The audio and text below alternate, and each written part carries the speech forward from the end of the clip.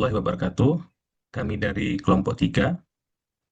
Kami akan membahas mengenai analisis produksi dan operasi La Familia Bike yang terdiri dari Pak Bayu Wicaksono, saya sendiri Freddy Pranata, Ibu Anissa Ridaini, Pak Ilhan, dan Pak Fardan. Next.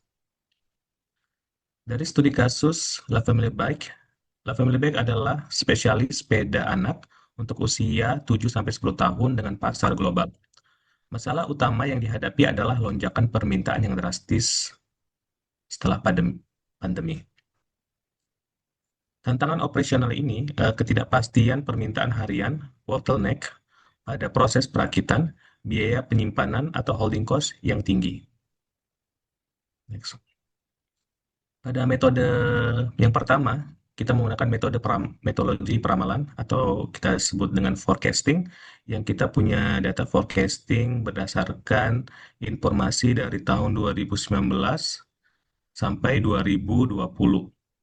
Dari data itu yang kita ketahui, kita hitung holds dengan TSD metodenya. Jadi berdasarkan data histori 2019 sampai 2021, kami membandingkan dua metode utama untuk memprediksi tren permintaan tahun 2022. Jadi dengan data yang kita punya, kita akan memprediksikan permintaan pada tahun 2022. Dari hasil perhitungan kita itu sendiri, pada hasil metode forecasting itu sendiri, kita bisa lihat pada tabel di bawah ini dengan metode MAVE, MAD, MSE. Time series decomposition-nya itu ada 14,28, 1.167 untuk MAD, 1.361.923 itu MSE. Untuk holds itu sendiri 0,03, terus MAD itu 2, MSE itu 7. Jadi minimum ordernya itu pada holds ya. Jadi yang paling terkecil itu adalah di MAPI. Next. Hasil evaluasi menunjukkan holds method memiliki tingkat kesalahan error paling minimal, yaitu pada holds method yang kita pilih, yaitu 0,03%. Jadi yang paling kesalahannya paling minimal. Jadi kita pilih metode holds. Next. Untuk aggregate planning itu merupakan proses perencanaan kapasitas produksi jangka menengah periode 3-12 bulan untuk menyesuaikan tingkat supply dengan demand yang fluktuatif. Fokus utamanya itu yaitu mengatur kombinasi optimal antara tingkat produksi, jumlah tenaga kerja, tingkat persediaan, dan penggunaan waktu lembur atau subkontrak. Tujuan strategis ini mencapai efisiensi biaya operasional total yang paling minimum tanpa mengorbankan tingkat pelayanan pelanggan, customer service level. Next. Jadi untuk rencana aggregate 2022 dari metode overtime plus loss sales mengandalkan lembur tenaga kerja internal. Yang kedua itu permintaan yang tidak terpenuhi dianggap sebagai kehilangan penjualan. Terus untuk metode overtime plus subcontract, yang pertama itu menggabungkan kerja lembur internal dengan vendor ketiga atau pihak eksternal. Yang kedua itu memastikan permintaan pelanggan terpenuhi dan tepat waktu. Jadi dari hasil rencana aggregate itu kita putuskan atau kita memilih subkontrak untuk menekan biaya sebesar 15,4 miliar karena untuk overtime plus loss sales yang kita hasilkan itu lebih tinggi, yaitu sekitar 173 miliar, sedangkan total untuk overtime subcontract itu 158 miliar. Jadi kita bisa menekan biaya sebesar 15,4 miliar setelah kita putuskan untuk memilih overtime subcontract. Next. Untuk proses perakitan dan komponen, assembly charge E1 dengan E2, struktur produk sepeda dipecah menjadi dua work center utama. Yang kita punya adalah hub, tire, spokes, rim, body part. Oke, optimasi skenario simultan mengurangi waktu menganggur mesin. Jadi kita tidak harus menggunakan mesin itu yang biasanya idle time menjadi hanya 9 menit per siklus. Output adalah proses perakitan dan komponen pada product structure A1, A2. Level 0 itu yaitu produk akhir. Ini adalah tingkat teratas yang mempresentasikan produk jadi yang siap dijual kepada pelanggan.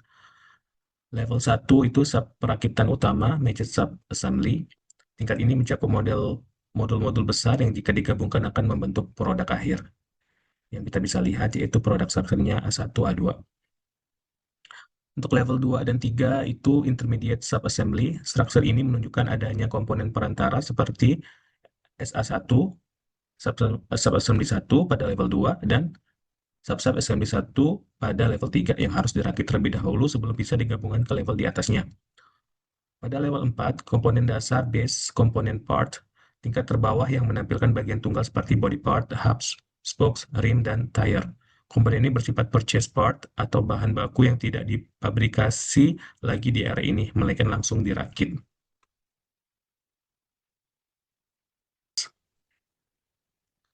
Untuk penjadwalan MPS, kita harus ketahui dulu MPS itu merupakan rencana formal yang merinci berapa banyak produk jadi sepeda yang harus diproduksi dan kapan produksi tersebut harus diselesaikan. Jadi fungsi utamanya itu sendiri menyatukan data peramalan, forecast, dan pesanan pelanggan customer order. Menentukan jumlah produksi dengan mempertimbangkan safety stock agar ketersediaan barang tetap terjaga. Parameter pentingnya itu sendiri yaitu demand time fence, DTF, batas waktu di mana jadwal produksi bersifat tetap yang untuk memastikan stabilitas lantai produksi. Yang kedua itu planning time fence atau PTF, batas waktu yang memungkinkan adanya perubahan jadwal berdasarkan proyeksi permintaan. Parameter MPS itu sendiri yaitu lead time, satu periode, safety stock, 8.750 unit, DTF-nya di angka 4, FTF-nya di angka 8, dengan rumus PAB-nya yaitu PAB T minus 1 plus MPS minus demand. MPS itu menyeimbangkan ramalan forecast dengan pesanan aktual untuk menjaga level ketersediaan stok yang aman. Next. Untuk kebutuhan material MRP, sistem manajemen persediaan yang digunakan untuk menghitung jumlah material dan komponen yang dibutuhkan untuk mendukung jadwal MPS. Jadi kita dapat nilai salah satu contohnya itu ada spokes, itu part number 3, ada kuantitinya sekitar 30 dengan levelnya 4, on hand-nya 229, safety stocks-nya 255, lot size-nya 100, lead time-nya 1. Jadi eksplosi untuk BOM, Bill of Material, dilakukan untuk menentukan waktu pemesanan komponen kritis. Komponen kritisnya itu adalah spokes. Kebutuhan 30 unit per produk memerlukan pengawasan stok paling ketat. Lead time offsetting-nya itu pemesanan body part and hub dilakukan 2 periode sebelumnya karena LT yang lebih panjang. Lot size strategy, penerapan LFL, lot for lot untuk meminimalkan inventory berlebihan di gudang. Selanjutnya akan dijelaskan sama Pak Bayu. Terima kasih. Baik, terima kasih Pak Preti. Saya akan melanjutkan mengenai metode less unit cost atau LUC, yaitu definisinya metode heuristik yang bertujuan mencari ukuran lot dengan biaya rata-rata per unit terkecil. Terus ini dihitungnya dengan menghitung akumulasi biaya pesan atau setup dan biaya simpan. Membagi total biaya tersebut dengan jumlah unit yang dipesan, terus kemudian siklus pemesanan berhenti ketika biaya per unit mulai meningkat. Karakteristik pada static case La Familia ini kelebihannya itu perhitungan relatif sederhana dan logis untuk komponen dengan permintaan stabil. Terus kelemahannya cenderung menghasilkan frekuensi pemesanan yang tinggi karena tidak mampu mengimbangi beban biaya simpan yang besar pada komponen seperti body part. Selanjutnya metode Wagner-Witten atau WW. Model ini matematis yang mengevaluasi seluruh kemungkinan kombinasi pemesanan untuk mencapai biaya total minimum global. Metode ini mempertimbangkan seluruh horizon perencanaan secara simultan, menyeimbangkan trade-off antar biaya setup dan biaya simpan secara presisi, kemudian menjamin solusi optimal dibandingkan metode heuristik. Hasil analisis strategis, kita pakai Wagner-Wittin terbukti paling efektif untuk komponen dengan fluktuasi permintaan ekstrim. Terus hasilnya berhasil menekan total biaya komponen di Statigas La Familia hingga 1.128.000 per siklus. Ini kita sangat rekomendasikan untuk komponen body part yang memiliki biaya simpan tertinggi, yaitu 22.000 per unit.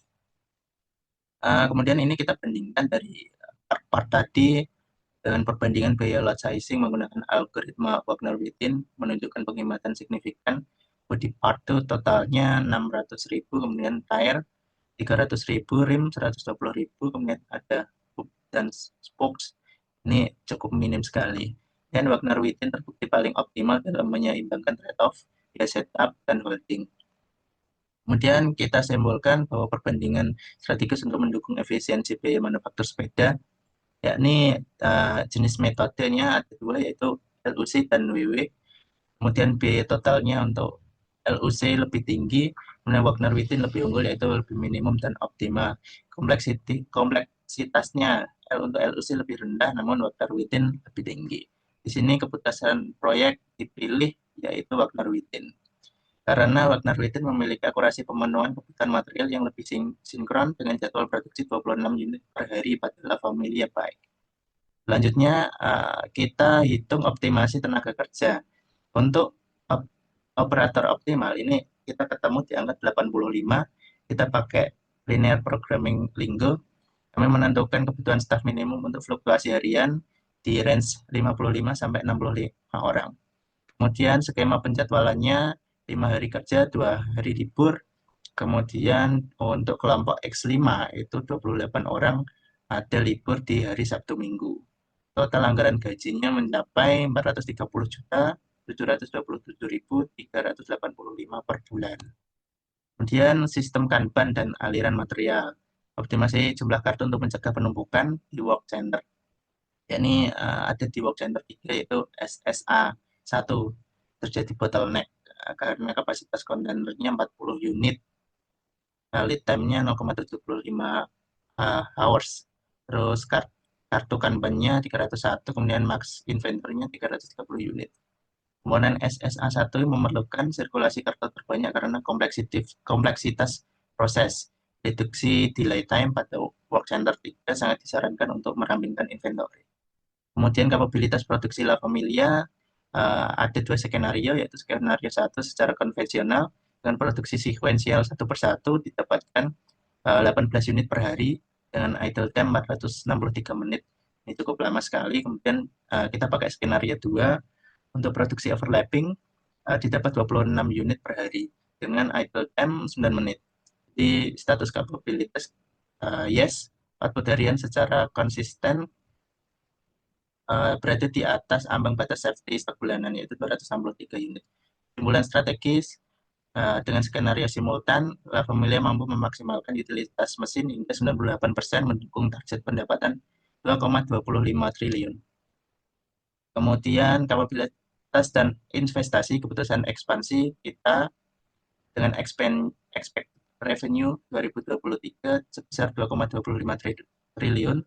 Rekomendasinya membangun pabrik baru investasi sebesar 102 miliar untuk mengejar tren permintaan yang melonjak tajam.